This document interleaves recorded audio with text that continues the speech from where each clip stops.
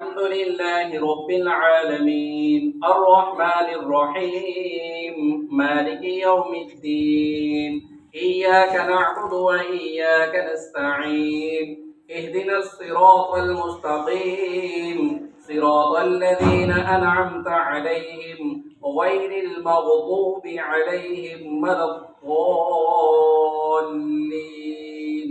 آمين.